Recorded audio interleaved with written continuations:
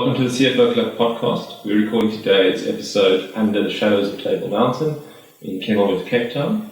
I'm speaking to Jeff Ryan, who's a chartered financial analyst and the managing director of AWK, a company that, amongst other things, helps businesses that are using Sage products. The company was recently acquired by a US firm, LeCoultre and Walderman, and I'm sure that we'll get into that soon. But first, Jeff, I want to talk to you about your career journey. Thank you for making time to speak to us. I see that you graduated in around 2001, and at one stage you worked as a game ranger in Kruger Park.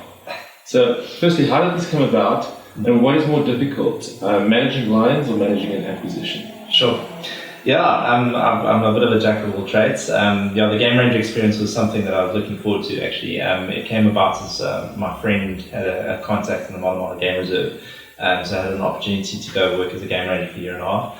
It was quite a tough year and a half, a very enjoyable one, but completely out of my comfort zone in terms of a bit of a city boy and a business science background. It wasn't exactly what I'd studied for, but an awesome experience.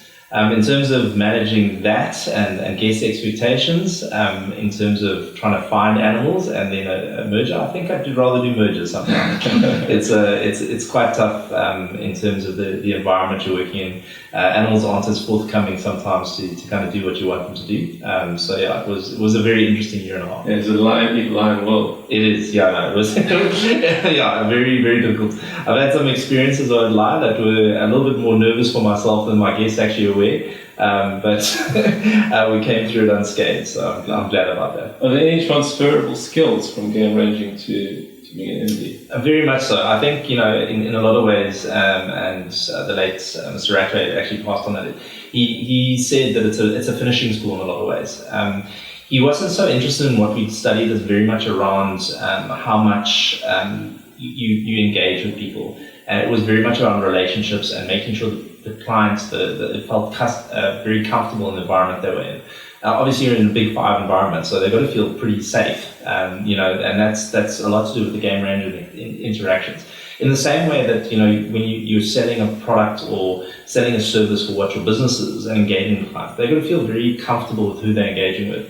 And I think that skill is very transferable to business. I think there's too much focus on hard skills within university and less around the social side of things and the interaction with people. And you generally find the people that are very good on the social side and interacting with people are more successful, even if they didn't get the grades or the distinctions, etc. at university. Yeah, and I suppose especially for your audience and our audience, who are financial experts, accounting experts, CFOs, this is probably a part that many of them feel that they need to sort of work on the personal skills side.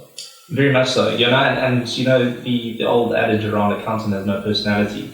The world has changed. Accountants aren't seen as these people that sit in the back office and do your accounts and everything. They need to be client-facing. They need to be in front of their business and portraying exactly what's going on. Further than that, they need to know more about human resources and IT than they ever had before. As a CFO, you can no longer just say, well, I've got the results out and that's my job, because they're actually in charge of those departments too. So they have to have empathy towards people. They have to understand this hybrid working environment. They have to understand how to enable your business for a digital transformation. There's so much more going on for a CFO now than just previously what an accountant or CFO would have done in a business. You touched on something that you said there around your career journey, and I see that the golden thread seems to be you often work at the intersection between IT and human resources and people. Mm-hmm. I wonder if you can talk us through that part of your career journey. Sure. I was asked about probably 10, 15 years ago by my little nephew exactly what I do. And business can be quite complicated to explain to people, and I try to put it down into words that he'd understand. And I say to him, I basically try and fix business problems. And in to your point, in a lot of ways, business problems are now fixed through IT or through business processes that are automated or fixed. And that is exactly where I play. I think there's a lot of people that are very technical, and there's people very good with people. And the two have to merge in business. You have to understand how business operates, how the interaction with the people are, and also from technically how you can get the most out of your technology. So I do feel like I'm a bit of a translator between understanding technical people and understanding the business side of things and bringing them together to get the best solution. Yeah, and you joined AWK a few years ago. It seems like there's been a progression of the career ladder. Would that be fair to say? For sure, yeah. I mean, I had quite a rapid growth here. It was very lucky in terms of opportune time to join AWK for many reasons. The reason why I joined them is during COVID there was a lot of requests to move to the cloud because of the hybrid work environment, people working at home, and suddenly the legacy systems there was a massive demand for cloud hosting services. And I joined just to kind of assist in the short term. It became very clear that I had more skills than just kind of assisting on a project perspective. And there was a new opportunity with a product called Sage Intacct, which is a cloud-based solution which released in COVID. It's only released in South Africa, but it's been in the States for over 20 years. It's a world beater. It beats out all the big systems like SAP and NetSuite and everything, not just in functioning, but customer satisfaction. And it hit the ground running really well here because of the fact that people were looking for cloud-based systems. And I got very heavily involved in the sales side and the sales of the rest of the business. And through that process, the previous owner, Henry's still involved with the business as a director now, he was actually looking to vacate the business. He had other interests, and also he's just age-wise, he decided it was time to move on. And through those conversations and our interactions, he decided he wanted to pass on the reins to me. So slowly but surely, I was taking over more of a management role within the business, and then it became formalized in sort of a management director role. And then actually subsequent to that was the purchase out of the business by Let's Go and Waterman, which you mentioned earlier. Yeah, and so I would imagine that's quite a brief period in terms of the number of years, but in terms of the amount of events that happened to you and to AWK, it's been quite an intense time. It has been quite an intense time, and included also a move to Cape Town for myself because I wasn't based in Cape Town. So yeah, there's a lot going on. But I think that's the way the world's moving at the moment. And I think one of the things that most people don't understand is if you're not willing to kind of move with the change, you're probably going to become quite outdated very quickly. And specifically in the technology space, if you're not willing to adjust your expectations, and a lot of people are still bent on a 1, 2, 3 year plan, you have to constantly readjust where you are, and you have to have the technology to support you. Because if you're basing your forecast and it takes you 2 months to put the forecast together in Excel, and suddenly the world has changed in 3 months, well, you've wasted 2 months of that 3 months to actually get where you need to. You need to have real-time data, access to what you're doing, and be agile enough as an organization to change it. And then again goes back to talk about having the technology to support you, but also the people that are willing to change in that environment. Because if you don't have people willing to change that environment, it becomes a harder sell to actually make that change. I wonder if it's a good point to pivot to discussing a little bit about automation. I think many CFOs are quite blown away by ChatGPT. Either that, or they're sort of dismissive of it, and they say, but like, how's it going to help? What does this AI actually mean for my department, my functionality? I'm wondering, what are your thoughts on the large language model that we're seeing, the way that AI is moving? So I think in a lot of ways, not all businesses are going to find it applicable right now. But I think to your point, is every business should be aware of the changes that are happening in the world. I'm one of those people that are very well aware of the latest technology. It helps that I'm in that industry and suddenly aware of it. I'm also open to new technology. I love it. But I'm also not the person to invest everything in the first release. And the reason why I don't do that is a lot of sort of refining of technology. So play around with it, great and everything. But on a business perspective, when you're putting your money down unless you actually see a really great opportunity that is a complete fit with the technology, it's probably worthwhile to just see where things are refining. And you can see that already. You can see the response to ChatGPT, which you just mentioned, how Microsoft and Google have responded almost immediately to their own investments into that area because they realize what a challenge this could be for their environments. Now, as a result of that, you've got these behemoths that are investing in their own tools, which have had slow growth in the background and everything, but realizing the potential of something like this, there's going to be competing products very quickly as a result of that. It doesn't mean that you shouldn't be using that, and even for our own benefits, in terms of just validating or getting content out there from a marketing perspective, what a greater way for a business that can't afford marketing spend to create their own content to put on their website. Obviously, it comes with a caveat. Is it validated? Is it accurate? Do you have substance to go behind it? And I'll go back to the analogy you said about the game ranger and everything like that. It comes down to trust. So if a business wants to invest in us and use AWK, there's a trust factor. Now, where does trust come from in business besides interacting with the person? It's generally through experience. So, we would never tell people that this was my first game drive, because if you were going on a game drive for the first time with a game drive, you're going to be a little bit more scared than if someone says he's 10 years in the field. And that's also where you've got to take it with a pinch of salt. If someone's portraying themselves as an AI expert and yet they can just use ChatGPT, well, that means that they've only really been in the market for 6 months, because that's as long as the technology is. If someone's been in AI for 10 years and building algorithms, has got the data scientists behind it, and they've got the backing and expertise, they may offer a little bit more than someone that's just been in the game for 6 months trying to make a fast buck. And that's where we try to position ourselves as well, that we offer quality services, we've done the hard work, we've worked with the leading technologies, probably burnt our hands ourselves and paid the cost for that, but we gained experience. And as a result of that, we're more experienced, we know exactly what your business could be.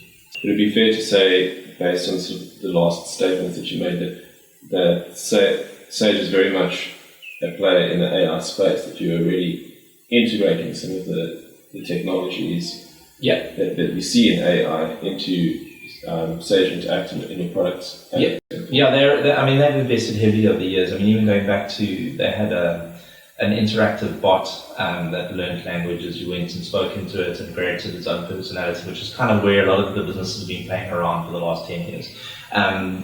They've also invested a lot into their products. So Sage Interact is at the leading edge. There's 4 releases a year, it's cloud-based. They've got a product, Sage Interact, and in that product it's got a lot of AI. So 2 particular examples of that. They've got Timesheets AI, it's called Intelligent Time. So what it does is it tracks your usage of your PC, for example, what you're doing on your PC, your email, if you're on Slack, if you, meetings, whatever. And it kind of generates a list of tasks that you've done and how much time you spent with that. So you're pre-calculating your timesheet a lot easier. And then as you kind of allocate that to the projects which are getting brought through from your financial system, you can then also, it'll predict next month saying, you kind of said this task with, Jeff was allocated to this project. Oh yes, okay, well this month maybe it's again, and it pre-populates, and then you're just kind of accepting it. So from an efficiency and productivity perspective, AI has massively reduced the amount of time to complete the timesheet. And it's a major win if you look at how many businesses are out there, services related, spending X amount of time on timesheets every month, when they could have actually been billing the clients rather than doing their timesheets. And the same example where Sage Interact plays is trying to be proactive from an accounting perspective as opposed to reactive. And I always use the analogy that accounting 20 years ago was very much around trying to report on what's happened. It moved to a stage where it was reporting what's happening now. But actually what you need is an accounting and financial system that is trying to predict and prevent things that could happen in the future. And the AI that's in Interact, one of the ones that I particularly like is the GL outlier. So what it does is you set it up to analyze your general ledger. And as transactions are occurring, it's analyzing whether, based on the history in your book, whether that transaction is right. So say, for example, you've been paying 1,000 Rand for rent, suddenly someone puts in 10,000. This looks a little bit suspicious. Last 6 months it's been 1,000, why is it suddenly 10,000? Or, for example, you've got a budget limit that you set and say, why is this guy suddenly spending X amount on a project? Now what that does is it prevents the transaction before it occurs. So you're no longer this accountant that suddenly has to explain that you're $10,000 over budget. You can prevent that happening before it happens, or get the correct authorization. Listening to this explanation, I think your previous comment as well, would it be fair to say that your advice to CFOs when navigating the AI space would be, you want to trust service providers who've been in the industry for a number of years, who are actually experts at AI, who haven't recently discovered ChatGPT and are now professing to be experts even? It also depends on the industry. Yeah. So, I worked in the investment banking stage in London, and it's such a fast-moving pace business and new products, and it was at the times where, derivatives of derivatives was happening, and people really just wanted to get to market fast. And unfortunately, the technology couldn't keep up with the demand. And one of the best technologies actually in the investment trading space is Excel, because of the flexibility and customization. And you'd be surprised at the billions of pounds that we're running through some Excel spreadsheets, and because of the flexibility, it's a tool relative to the right environment. You wouldn't want to lose an opportunity in the market because you don't have the technology. Technology will catch up. But it's the right tool for the right purpose. So yes, I agree with you, have an expert in the industry, and for CFOs, definitely consider that they partner with the right people when they invest in it. But also, if they've got a need in the market and they need to try it out, as long as they've got a risk that's appetite that allows for that, it's not a unworthwhile activity either. So it's kind of a balance of probabilities. Jeff, I just want to get back to the acquisition that happened recently, especially if you think about it from a fellow CFO professional point of view. What was that process like? From my understanding, whenever there's whether it's a venture capital going in or it's an acquisition, as it is in your case, there's a lot of due diligence that needs to happen. I imagine that must have been the same for you, and it's quite a heavy burden, is it? It is. Luckily, it wasn't as much for me as it was for the previous owner, Henry, because he was obviously selling his share in the business. Mine was more around as a partial owner, but at the operational side, making sure that the merger occurred correctly and providing the input from financial perspective to get that right. So there is a burden involved. I think where we were quite lucky is, as I said, Henry kind of transitioned a lot of the role to me. So he wasn't trying to do both operational and the selling of the business at the same time, which can be a burden that can take quite a lot. There's also, from my background, business consulting, I came in to kind of document a lot of what was happening in the business. Because it's one thing to come in and buy business and valuation, whatever, but to do that, you need to understand the business. And if nothing's documented, especially in an owner-led business like this was, a lot of the stuff's not documented in people's heads. As you grow and scale, you need, if new people are joining, to have something for them to refer to rather than just sitting in meetings with the owner to get that information out of their head. So a lot of the part of the process of me coming in and the transition was documenting that. So as new people join the business, they had something to refer to. It might be a little bit outdated, but at least it's a reference point to start on. In the same principle in terms of, someone to go to, there was more people to speak to. So Henry didn't have to be in every meeting from the due diligence perspective. I could be in some. We have Dr. Khalil, who's here is very exceptionally involved in business, and he knew. So it's about spreading the load, even in a small business, so that it's not just yourself making all the decisions or enabling you to be the breaking point. But back to your point around the due diligence, I also think how you run your business can make the purchasing difficult or hard. So if you keep a clean book, clean records, availability of data, you run it as if you're a big business, the purchase becomes easier. So we had very tight schedules in terms of income statements, balance sheets coming out within the first 10 days. And that's obviously for some businesses unlikely. We speak to a lot of businesses out there because of the complexity of the businesses, but also the technology we use that supports that behind that. We try to automate a lot of the processes to bring the data in to make it easier. We try to have very strict cut-off dates in terms of when payroll purchasing decisions are made, very structured sort of approval processes. And even if you're a small business and you've got delegation of duties to yourself, at least you've got those for the scalability so you can pass it on to someone else when they join the business. And I think that's where any business that's looking to sell in the future, which Henry was, is to make sure you start building those processes in place. And then the due diligence does go a lot easier. And tell me about the post-acquisition period that you guys are in now. I think for staff it can be a tumultuous time. I think even for management, like yourself. How are you navigating that? What advice would you have for navigating that? Yeah, I think someone said this to me a while ago, and it's not just a business lesson; it's a life lesson. So someone said is when faced with change, there's generally uncertainty, and unfortunately, in the world we live in, uncertainty is associated with negative consequences. But uncertainty doesn't necessarily mean that there's negative consequences. There actually could be very positive consequences. So once someone showed that to me, I really try and address any uncertainty with changing my mindset around what potentially could come about and what are the positives out of this. So for example, we are being bought out by a US firm that is also a SAFE partner, but within the accounting outsource perspective, and we are in the technical implementation support perspective. There's a massive synergy between our business. There's only positives for being a global partner to offer both services. And I see the positives of that. So whenever I try to address something or provide input around change within a business, I try to portray to the business around acknowledging that there's uncertainty, acknowledging to the people that there is going to be change and you're going to be uncomfortable, because it's right to feel uncomfortable, it's right to feel uncertain. But it is really then to kind of work with them to see what the positives are going to be out of that change, because the roles that we have now are actually better than what it was in a small business. And I'll take a very small example. When you're a bigger business, you don't have to do everything. So as a result of that, you can actually then give some of the tasks that you probably don't like, but you have to do because there's just no one else, to a central admin person, for example.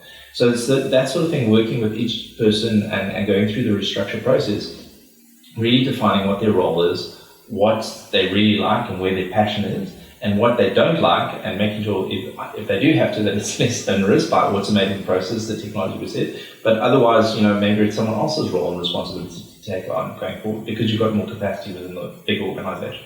So yeah, there's a lot of people side of things, and that's where you talk to as well. The financial side of things, you've also got to make sure that there's a clear delineation between periods and responsibility, even just simple things like credit cards and authorization. We're in a green building, which is a group company, AW Power, which is part of the group. That's not part of the acquisition, so there's obviously a separation of items that we have to do. Who owns the coffee, for example? Like that sort of thing.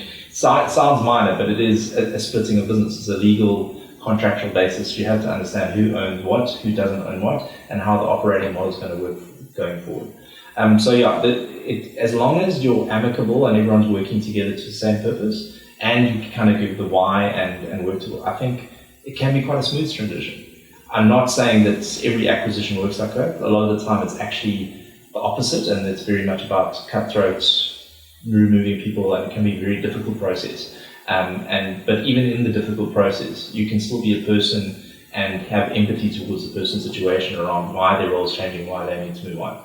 And I think that's probably going to if you spend more time on that side of the business, the change management will work better. Yeah, it makes sense. And I want to, we spoke a lot about people now, and I think alluded to the management of people. But from what I gathered from the press release that you guys issued after this deal, it seemed like the US company was particularly interested in you guys because of your, I can't remember the wording, but it was almost like your post-sales service or your expertise. Yeah. If I'm understanding that correctly, that's, I suppose, almost a glimmer of hope in the South African business context, that we have skilled people that we're desirable for US firms, especially when the national sentiment is so negative at the moment. 100%. I mean, it's look.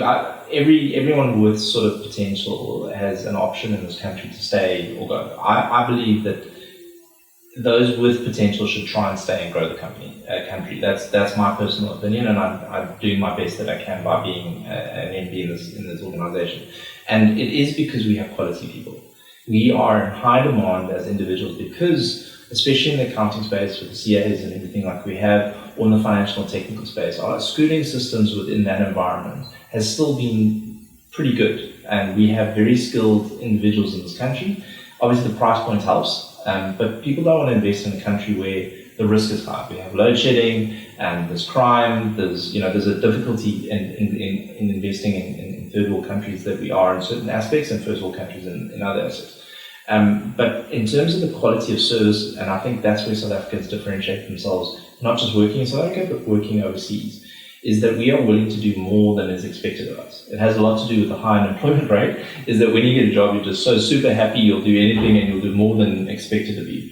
And that comes out whenever we work overseas. I was in London working on a support desk in the Y2K, which obviously didn't really happen, but there was a massive worry that everything was going to break down. So the IT support centers were full of people waiting for New Year's. And what I found there in my first experience kind of at university, because I was still there, is people in London specifically and outside other countries are very much, they have their role and they do their role. And if you step outside that role, certain people get irritated by it because they have their own role, and other people are amazed that you're willing to go over. And that is the South African mentality. It really is something about this country that we're willing to do more and give more of ourselves for businesses. It shows through in their loyalty, their passion, etc. So I do think that South Africa's got a lot to offer the world. We're very lucky that Disco has looked at us, and the synergies that come with really work in our benefit. They were a client, so that they saw the first-hand our customer service. So they bought based on what they were getting and what we could provide to other clients. So I feel very positive that South Africa's got lots to offer.